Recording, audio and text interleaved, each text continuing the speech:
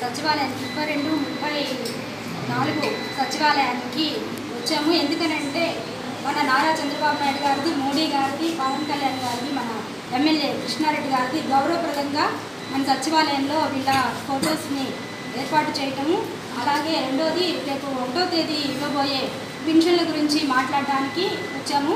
పెన్షన్దారులందరికీ శుభాకాంక్షలు. ఎందుకనంటే గవర్నమెంట్ రావటం 4000 పెన్షన్ చేస్తానని చెప్పి బాబు గారు చెప్పటము, అలాగే దాన్ని అమల్లోకి తేవటం కూడా జరిగింది. అట్లాగే ఏప్రిల్ నుంచి కూడా పెంచుతానని చెప్పారు. ఆ ఏప్రిల్, మే, జూన్ది కూడాను రేపు నెల కలిపి ఇవ్వడం జరుగుతుంది. ఒకేసారి 7000 పెన్షన్ తీసుకోబోతున్నారు. వాళ్ళందరికీ శుభాకాంక్షలు తెలియజేస్తున్నాను. ఇంకా మన గవర్నమెంట్లో ఏవైతే అభివృద్ధి పనులు ఉన్నాయో అభివృద్ధి, సంక్షేమం రెండూ చక్కగా చేసుకుంటూ పోతాము. దానికి ఎటువంటి ఆలోచన, అనుమానం కూడా ఉండదు. ఈ గవర్నమెంట్లో ప్రతి ఒక్క లబ్ధిదారుడికి కూడా మంచి జరగాలని, అలాగే జరుగుతుందని కూడా గట్టిగా నమ్ముతున్నాము. అందరికీ నమస్కారం.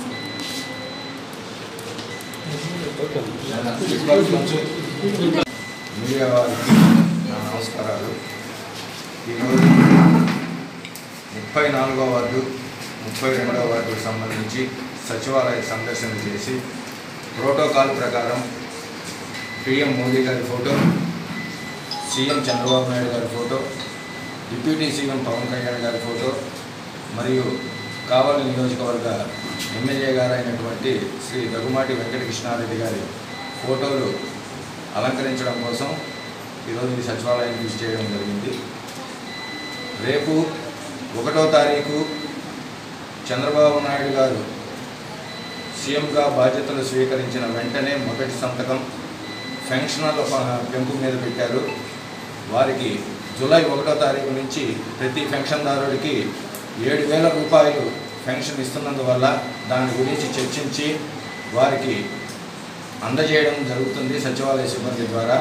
ఆ విషయం సచివాలయంలో చర్చించి వారికి హృదయపూర్వక కృతజ్ఞతలు తెలియజేయడం జరిగింది. పై కార్యక్రమంలో వార్డు పార్టీ నాయకులు సూర్శెట్టి రామకృష్ణ గారు మరియు వార్డు ఇన్ఛార్జి శ్రీమతి మరిశెట్టి విజయలక్ష్మి గారు మరియు 32వ వార్డు ఇన్ఛార్జి పల్లపు కుమార్ గారు మరియు పల్లపు ప్రసాద్ గారు మరియు నాయకులందరూ, కార్యకర్తలు పాల్గొన్నారు.